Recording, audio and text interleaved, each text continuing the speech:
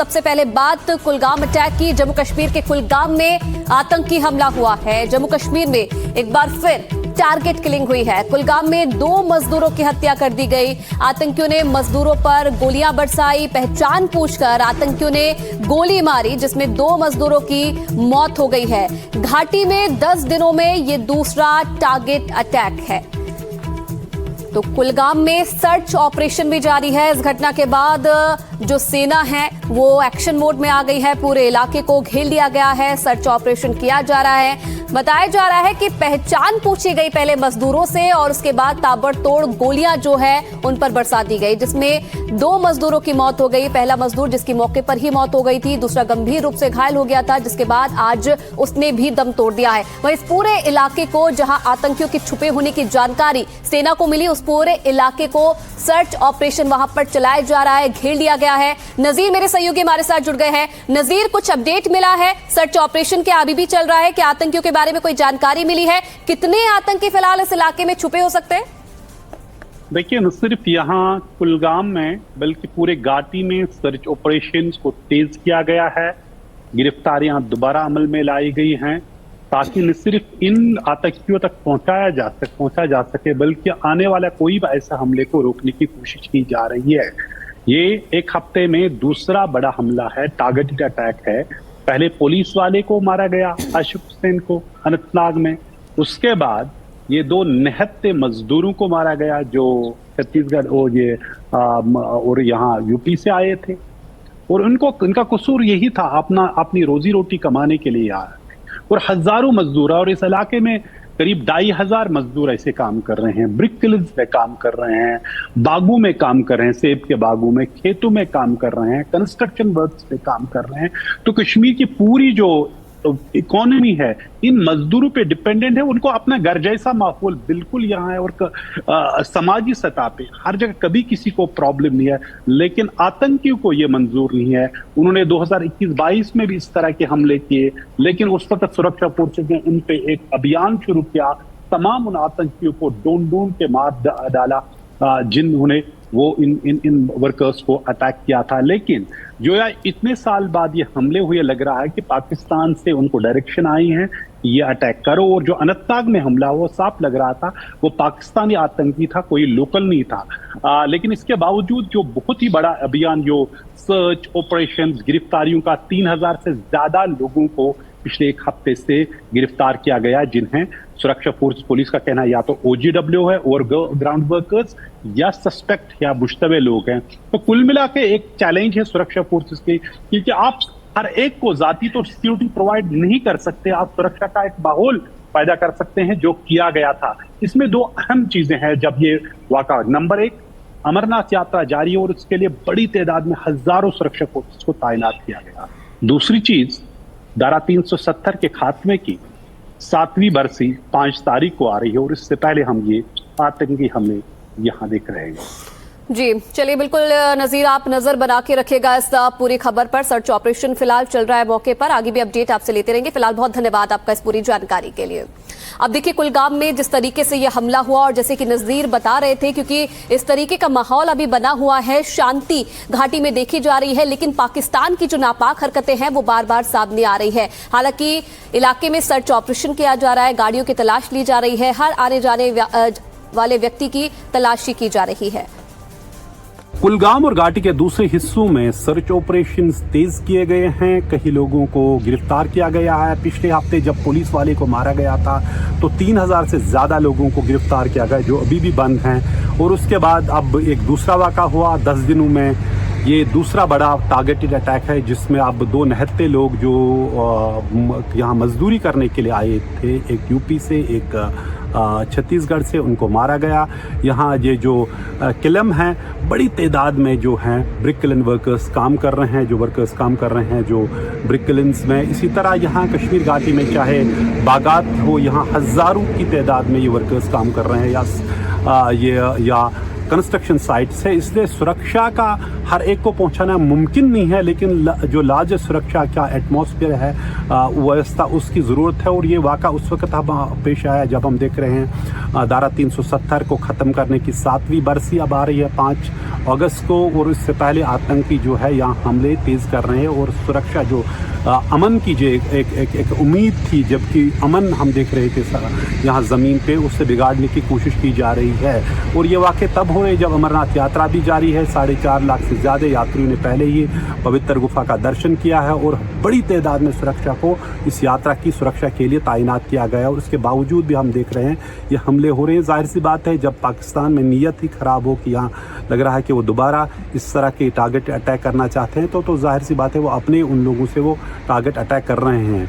Police वाले की हत्या के बाद जो पिछले हफ्ते हुई अनंतनाग में 3000 से ज़्यादा लोगों को यहाँ गिरफ्तार किया गया। जम्मू कश्मीर के चीफ मिनिस्टर ने पिछले हफ्ते ये वार्न किया था कि बड़ी तादाद में इस तरह मास डिटेंशन कोई फ़ायदा नहीं दे सकती, बल्कि इससे हालात ख़राब हो सकते हैं। लेकिन सुरक्षा फोर्स ने कहा कि जो सस्पेक्ट्स है या ऑर्गन वर्कर्स उनको उन्होंने डिटेन किया है क्वेश्चनिंग के लिए। लेकिन उसके बाद भी अब देखा एक और वाक़ा हुआ और इससे जो सुरक्षा व्यवस्था है उस पर एक असर पड़ा है। जम्मू कश्मीर के लेफ्टिनेंट गवर्नर मनोज सिन्हा ने कहा कि उसने जम्मू कश्मीर के डीजीपी नलिन प्रभात और सुरक्षा फोर्सेस के अफसरों से बात की। उन्हें कहा कि जो भी इसमें इन्वॉल्व हैं उनको ट्रैक डाउन किया जाए। और इस तरह के जो टारगेट अटैक होते थे निहत्ते मजदूरों पे, ये 2021-2022 में भी हुए थे, लेकिन उसके बाद उन पे रोक लगाई गई थी। और पुलिस ने कहा जो भी इसमें मुलव्वस थे उनको या इनकाउंटर में मारा गया या गिरफ्तार किया गया। लेकिन आप देख रहे हैं 5 साल के वक्फे के बाद दोबारा इस तरह के हमले हुए हैं। लेकिन सुरक्षा फोर्सेस के लिए सबसे चैलेंज ये है कि ये लोग कहीं एक जगह नहीं है, ये पूरी घाटी में जो मजदूर और वर्कर्स मुल्क के दूसरे कई हिस्सों से आते हैं काम करें, जैसे इस तरह के बाग हो जो ऑर्चर्ड्स हैं, यहाँ हर जगह सुरक्षा देना मुमकिन नहीं है। बल्कि जो लार्जेस्ट सुरक्षा व्यवस्था सुरक्षा फोर्सेस ने जो यहाँ कायम की थी, बरकरार रखी थी, उससे हर एक यहाँ सुरक्षित महसूस कर रहा था। लेकिन अब देख रहे हैं 2 टारगेटेड अटैक हुए जिससे सुरक्षा की जो व्यवस्था पे यहाँ काफ़ी असर पड़ा है।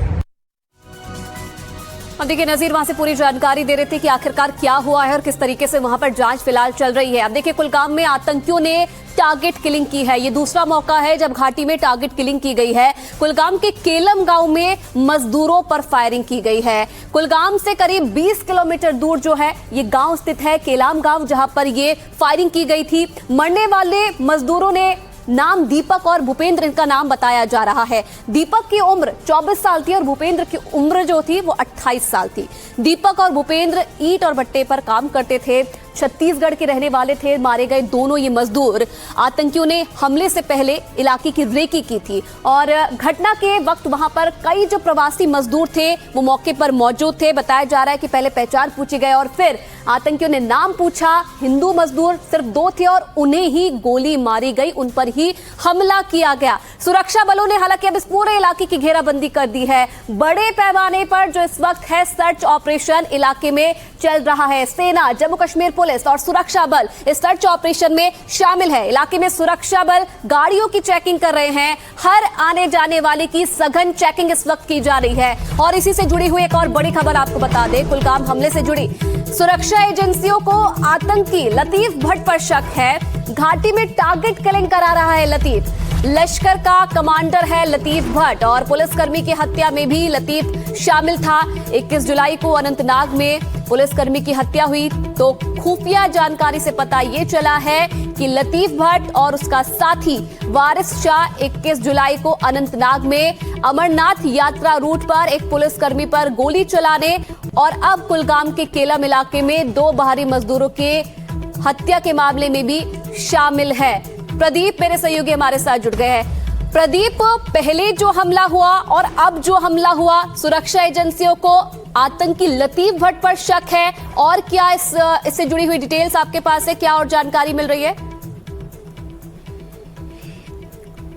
देखिए अभी तक जो इंटेलिजेंस इनपुट है उससे ये लग रहा है कि ये लतीफ भट्ट जो कि लश्कर कमांडर है ये इन सब में मुलविस है। ये मास्टरमाइंड है टारगेटेड किलिंग का सिलसिला जो है हमने देखा कि जुलाई 22 को शुरू हुआ था जब आशिक हुसैन जो कि पुलिसकर्मी जो अपनी ड्यूटी पर थे उन्हें मार गिराया था। उस किलिंग में देखा गया था जो शख्स पीछे से आकर फायर करता वो वारिस शाह था, क्योंकि वहां पे जो सर्विलेंस कैमरा पे उसकी तस्वीर जो थी कैप्चर हो गई थी और उसके बाद से जो है सुरक्षा एजेंसी उसको ढूंढ रही है। वारिस शाह बताया जाता है कि वो लतीफ भट्ट के साथ काम कर कर रहे हैं वही लतीफ भट्ट है, क्योंकि जुलाई 8 को एक एनकाउंटर हुआ था जो 5 दिन तक शोपियां के इलाके में चला था, जिसमें जाकिर गनाई नाम का एक टॉप लश्कर कमांडर मारा गया था। लेकिन उस एनकाउंटर में लतीफ भट्ट बचकर निकल गया था। उसके बाद से इसने काफी स्लीपर सेल बनाया और बताया जाता है कि टीआरएफ को इस समय इस इलाके में वो हेड कर रहा है और द रेजिस्टेंस फ्रंट जो है वो ऑफशूट है लश्कर तोयबा का, और इनका काम रहता है कि हाइब्रिड टेररिज्म, यानी कि आप AK-47 की आपको जरूरत नहीं पड़ती, ओवरग्राउंड वर्कर का इस्तेमाल करिए, कुछ लोगों का इस्तेमाल करिए जिन्हें पिस्टल प्रोवाइड की जाती है, स्मॉल कैलिबर वेपन दिया जाता है ताकि वो पिस्तौल से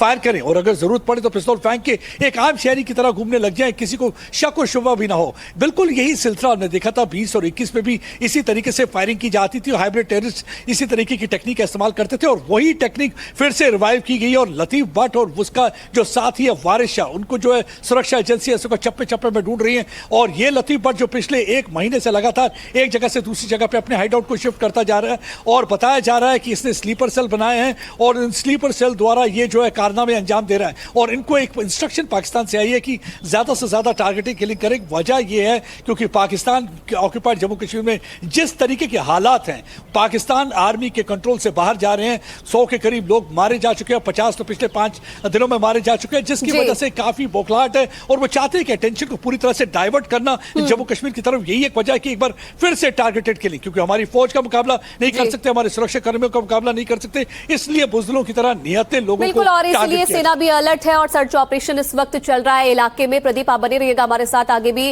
डिटेल्स आपसे मैं लेती रहूंगी। लेकिन इस बीच देखिए कश्मीर में एक सवाल अब उठ रहा है कि क्या टारगेट किलिंग जो है वो रिटर्न्स है, क्योंकि जिस तरीके से हमले हो रहे हैं, जिस तरीके से आम लोगों को निशाना बनाया जा रहा है, उससे यही सवाल उठा है। अब जम्मू कश्मीर में 10 दिनों में ये दूसरा टारगेट अटैक है। 2 गैर कश्मीरी मजदूरों को आतंकियों ने मारा। अनंतनाग में पहले एक स्थानीय पुलिसकर्मी की हत्या कर दी गई थी। वहीं अनंतनाग के लाल चौक इलाके में पुलिसकर्मी को गोली मारी गई। 21 जुलाई को हेड कांस्टेबल कुरैशी की हत्या कर दी गई। अमरनाथ यात्रा की सुरक्षा ड्यूटी में इनकी तैनाती थी, जिन्हें टारगेट किया गया और उनकी हत्या कर दी गई। अब देखिए जिस तरीके से लगातार ये माहौल वहां पर पैदा हो रहा है और अब ये कई सवाल भी उठा रहा है प्रदीप, क्योंकि इससे पहले हमने देखा अमरनाथ यात्रा की शुरुआत हो गई है, बड़ी संख्या में श्रद्धालु पहुंच रहे हैं और अब 5 अगस्त वो अहम तारीख भी आने वाली है और बरसी आने वाली है। इसके लिए सेना कितनी तैयार है, क्योंकि लगातार जो आतंकी है वो इलाके में एक्टिव नजर आ रहे हैं। सेना की क्या तैयारी है ऐसे मौकों के लिए?